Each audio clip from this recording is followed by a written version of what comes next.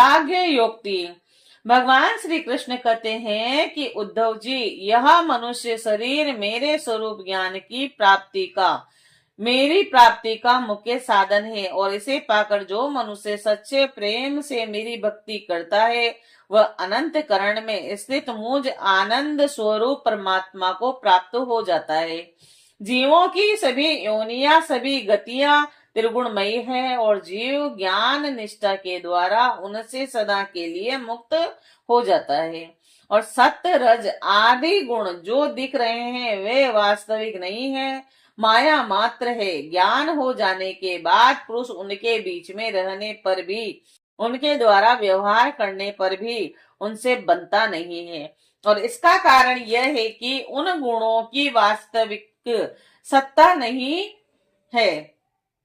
साधारण लोग को इस बात का ध्यान रखना चाहिए कि जो लोग विषयों के सेवन और उद्धर पोषण में लगे हुए हैं उन असत पुरुषों का संग कभी न करे, क्योंकि उनका अनुगमन करने वाले पुरुष की वैसी ही दुर्दशा होती है जैसे अंधेरे के सहारे चलने वाले अंधेरे की, और उसे तो घोर अंधकार में ही भटकना पड़ता है। और उद्धव जी, पहले तो परम यशस्वी सम्राट इलानंदन पुरु रवा उर्वशी के विरह से अत्यंत बेसुध हो गया था, और पीछे शोक हट जाने पर उसे बड़ा वैराग्य हुआ, और तब उसने यह गाथा गाई। राजा पूर्वा नग्र होकर पागल की भांति अपने को छोड़कर भागती हुई उर्वशी के पीछे अत्यंत विहल होकर दौड़ने लगा और कहने लगा, देवी निठुर हृदय, थोड़ी देर ठहर जा, भाग मत। उर्वशी ने उनका चित्त आकुष्ट कर लिया था और उन्हें तृप्ति नहीं हुई थी, और वे शुद्र विषयों के सेवन में इतने डूब गए थे कि उन्हें वर्षों की रात्रियां न जाती मालूम पड़ी न आती। पुरुरवा ने कहा, हाय हाय, भला मेरी मूर्ता तो देखो, काम वासना ने मेरे चित्त को कितना कलुषित कर दिया। उर्वशी ने अपनी बहुओं से मेरा ऐसा गला बाहों से ऐसा गला पकड़ा कि मैंने आयु के न जाने कितने वर्ष खो दिए। अविस्मृति की सी एक सीमा होती है। हाय हाय, इसने मुझे लूट लिया। सूर्य अस्त हो गया था, उदित हुआ, यह भी मैं न जान सका। बड़े खेद की बात है कि बहुत से वर्षों के दिन पर दिन बीतते गए और मुझे मालूम तक न पड़ा। अहो आश्चर्य है, मेरे मन में इतना मोह बढ़ गया कि जिसने नरदेव शिखामणि चक्रवर्ती सम्राट मुझ पुररवा को भी स्त्रियों का कीड़ा मृग यानी खिलौना बना दिया। देखो, मैं प्रजा को मर्यादा में रखने वाला सम्राट हूँ, और वह मुझे और मेरे राजपाट को तिनके की तरह छोड़कर जाने लगी, और मैं पागल होकर नंग धड़ंग रोता बिलखता उस स्त्री के पीछे दौड़ पड़ा। हाय हाय, यह कोई जीवन है? मैं तो गधे की तरह दुलतियां सहकर भी स्त्री के पीछे पीछे दौड़ता रहा। फिर मुझ में प्रभाव, तेज और स्वामित्व भला कैसे रह सकता है? और स्त्री ने जिसका मन चुरा लिया उसकी विद्या व्यर्थ है, और उसे तपस्या, त्याग और शास्त्र अभ्यास से कोई लाभ नहीं। और इसमें संदेह नहीं कि उसका एकांत सेवन और मौन भी निष्फल है। और मुझे अपनी ही हानि लाभ का पता नहीं, फिर भी अपने को बहुत बड़ा पंडित मानता हूँ, और मुझ मूर्ख को धिक्कार है। हाय हाय, मैं चक्रवर्ती सम्राट होकर भी गधे और बेल की तरह स्त्री के फंदे में फंस गया। मैं वर्षों तक उर्वशी के होठों की मादक मदिरा पीता रहा, पर मेरी काम वासना तृप्त न हुई। सच है, कहीं आहुतियों से अग्नि की तृप्ति हुई है? उस उल्टा ने मेरा चित्त चुरा लिया, और आत्मा राम जीवन मुक्तों के स्वामी इंद्रियातीत भगवान को छोड़कर और ऐसा कौन है जो मुझे उसके फंदे से निकाल सके। उर्वशी ने तो मुझे वैदिक सूक्त के वचनों द्वारा यथार्थ बात कहकर समझाया भी था, परंतु मेरी बुद्धि ऐसी मारी गई कि मैंने मन का वह भयंकर मोह तब भी मिटा नहीं, जब मेरी इंद्रियां ही मेरे हाथ के बाहर हो गई। तब मैं समझता भी कैसे। जो रस्सी के स्वरूप को न जानकर उसमें सर्प की कल्पना कर रहा है और दुखी हो रहा है, रस्सी ने उसका क्या बिगाड़ा है? और इसी प्रकार उस उर्वशी ने भी हमारा क्या बिगाड़ा है? क्योंकि स्वयं मैं ही अजितेंद्रिय होने के कारण अपराधी हूँ।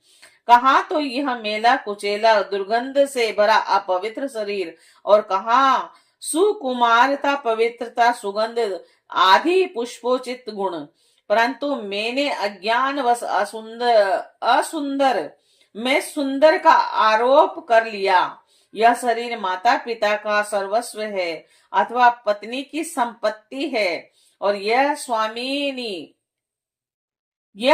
की मोल ली हुई वस्तु है, और आग का ईंधन है अथवा कुत्ते और गिद्धों का भोजन है, और इसे अपना कहे अथवा सुहृद संबंधियों का। बोध सोचने विचारने पर भी कोई निश्चय नहीं होता। यह शरीर मलमूत्र से भरा हुआ अत्यंत अपवित्र है, और इसका अंत यही है कि पक्षी खाकर विष्ठा कर दे, और इसके सड़ जाने पर इसमें कीड़े पड़ जाएं, अथवा जला देने पर यह राख का ढेर हो जाए। और ऐसे शरीर पर लोग लट हो जाते हैं और कहने लगते हैं, ओहो, इस स्त्री का मुखड़ा कितना सुंदर है, नाक कितनी सुघड़ है, और मंद मंद मुस्कान कितनी मनोहर है। यह त्वचा मांस रुधिर और स्नायु मेदा मज्जा हड्डियों का ढेर मल मूत्र और पीयू से भरा हुआ है, और यदि मनुष्य इसमें रमता है तो मल मूत्र के कीड़े में और उसमें अंतर ही क्या है। और इसीलिए अपनी भलाई समझने वाले विवेकी मनुष्यों को चाहिए कि स्त्रियों और स्त्री लंपट पुरुषों का संग न करे, और विषय और इंद्रियों के संयोग से ही मन में विकार होता है, अन्यथा विकार का कोई अवसर ही नहीं है। और जो वस्तु कभी देखी या सुनी नहीं गई है उसके लिए मन में विकार नहीं होता, और जो लोग विषयों के साथ इंद्रियों का संयोग नहीं होने देते उनका मन अपने आप निश्चल होकर शांत हो जाता है। अतः वाणी कान और मन आदि इंद्रियों से स्त्री लंपटों का संग कभी नहीं करना चाहिए। मेरे जैसे लोगों की तो बात ही क्या, बड़े बड़े विद्वानों के लिए भी अपनी इंद्रियां और मन विश्वसनीय नहीं है।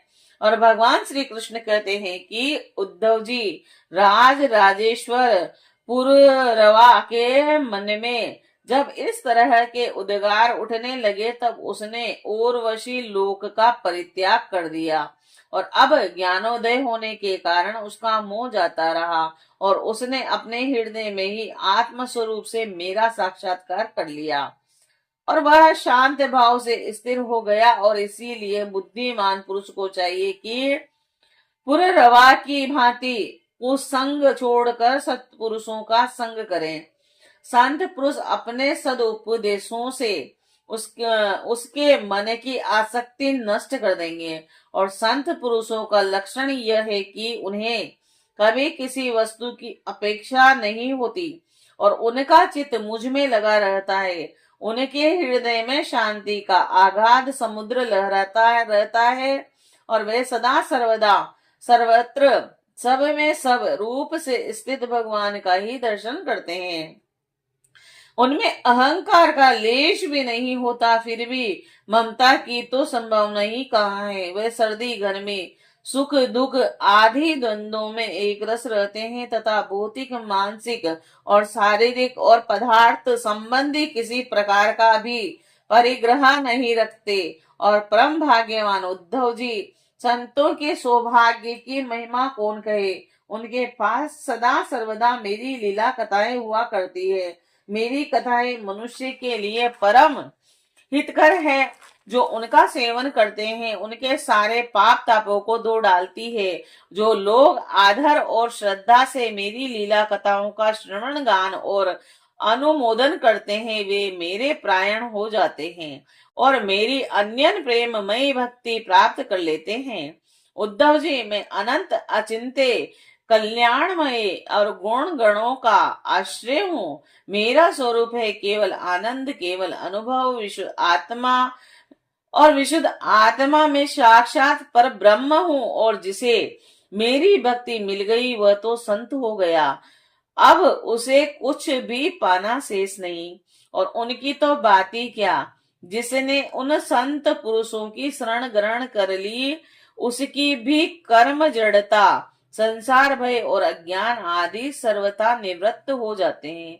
और भला जिसने अग्नि भगवान का आश्रय ले लिया हो उसे शीत भय अथवा अंधकार का दुख हो सकता है?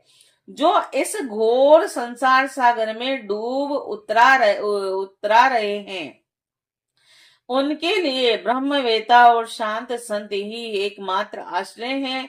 जैसे जल में डूब रहे लोगों के लिए दृढ़ नौका, जैसे अन्न से प्राणियों के प्राण की रक्षा होती है, जैसे मैं ही दीन दुखियों का परम रक्षक हूँ, और जैसे मनुष्य के लिए परलोक में धर्म ही एकमात्र पूंजी है, वैसे ही जो लोग संसार से भयभीत हैं उनके लिए संत जन ही परम आश्रय हैं। जैसे सूर्य आकाश में उदय होकर लोगों को जगत तथा अपने को देखने के लिए नेत्र दान करता है, वैसे ही संत पुरुष अपने को तथा भगवान को देखने के लिए अंतर्दृष्टि देते हैं। संत अनुग्रहशील देवता हैं और संत अपने हितैषी सुहृद है। संत अपने प्रीतम आत्मा है और अधिक क्या कहूँ, स्वयं में ही संत के रूप में विद्यमान हूँ। आत्म साक्षात्कार होते ही इलाहानंदन पुररवा को उर्वशी के लोक की स्पृहा न रही और उसकी सारी आसक्तियां मिट गई और वह आत्मा राम होकर स्वच्छंद रूप से इस पृथ्वी पर विचरने लगा। जय श्री कृष्ण।